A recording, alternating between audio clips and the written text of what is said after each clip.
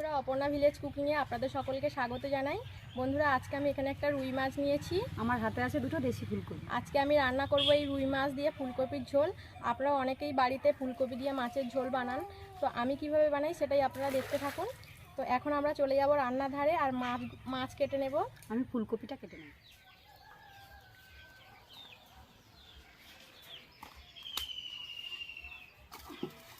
এখন আমি মাছটা কেটে নেব।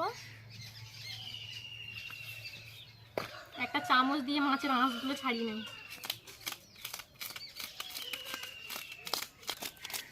বড় বড় আঁশ উঠতে চাইছে না।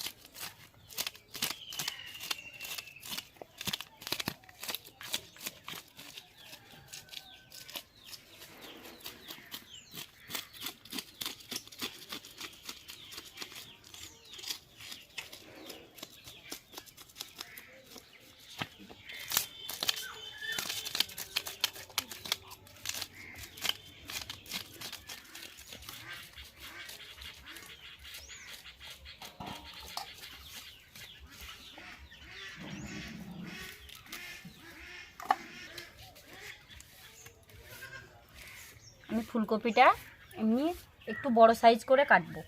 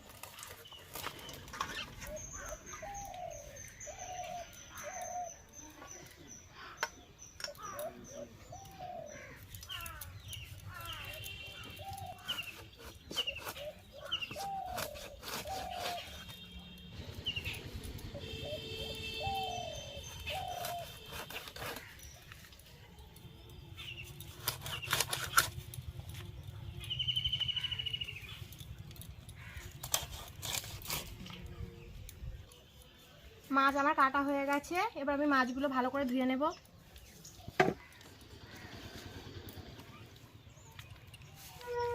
আলুগুলোও কেটে নিয়েছি।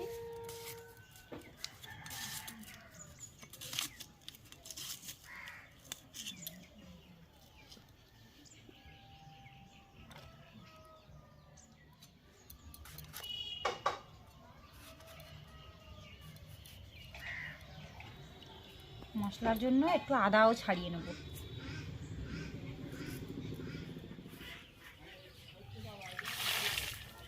মাছ ধুয়ে নিয়ে চলে এসেছি।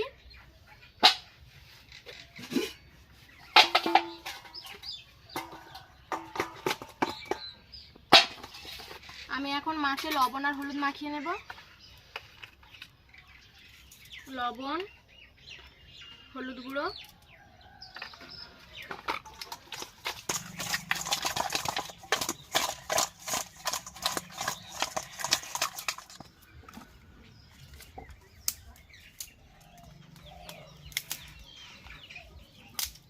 কড়াইতে দিয়ে দেবো জল,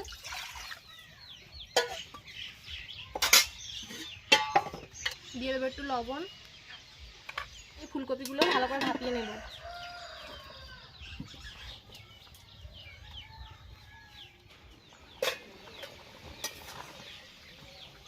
ফুলকপিটা ভাপানো হয়ে গেছে, এবার নামিয়ে নেব।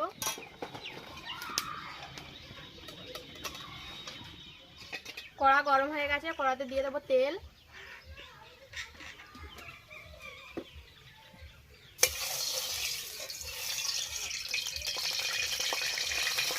মাছগুলো ভেজে নেব।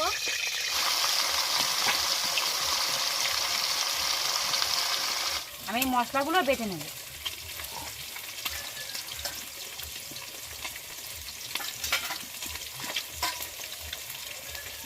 জিরে, কটা শুকনো লঙ্কা আমি একসঙ্গে বেটে নেব।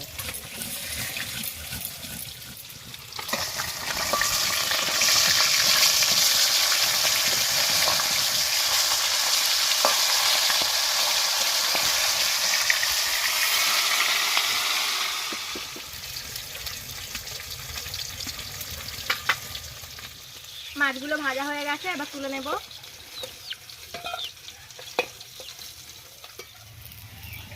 বাকি মাছগুলো একই রকমভাবে ভেজে নেব।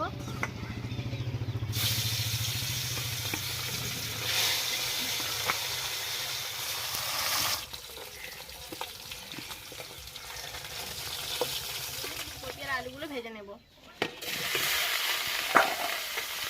দিয়ে দেবো একটু লবণ। ফুলকপি আর আলুগুলো ভালো করে ভেজে নিয়েছি, এবার নামিয়ে নেব। কড়াই দিয়ে দেবো তেল, ওই তেলে দিয়ে দেবো একটু পাঁচফোড়ন, আর দিয়ে দেবো একটা তেজপাতা।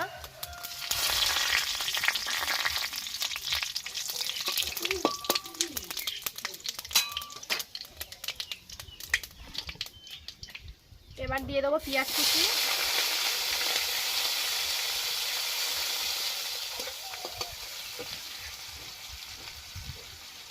এবার দিয়ে দেবো টমেটো কুচি,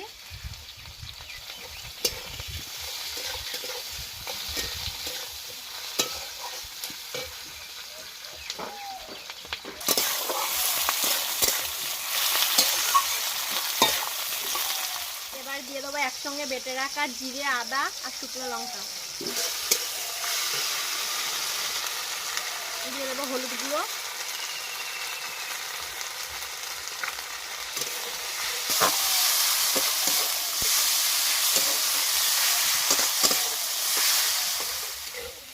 মশলাটা ভালো করে কষে নিয়েছি। এবার দিয়ে দেবো ভেজে রাখা ফুলকপি আর আলু।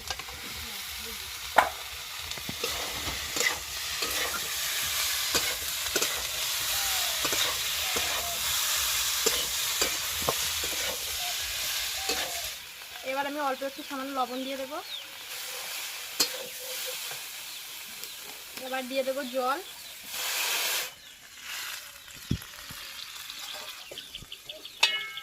ঢাকা দিয়ে সবজিগুলো সেদ্ধ করে নেব।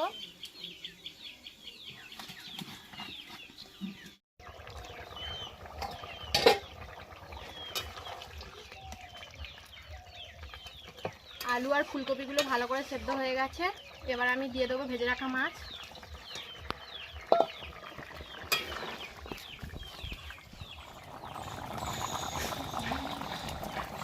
রান্নাটা আমার হয়ে গেছে, এবার আমি নামিয়ে নেব।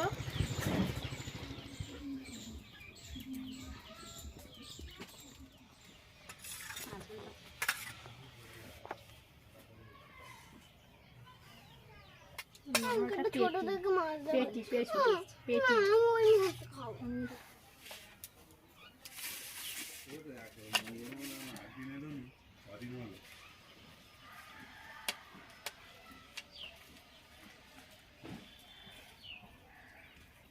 মাখিয়ে দেবো।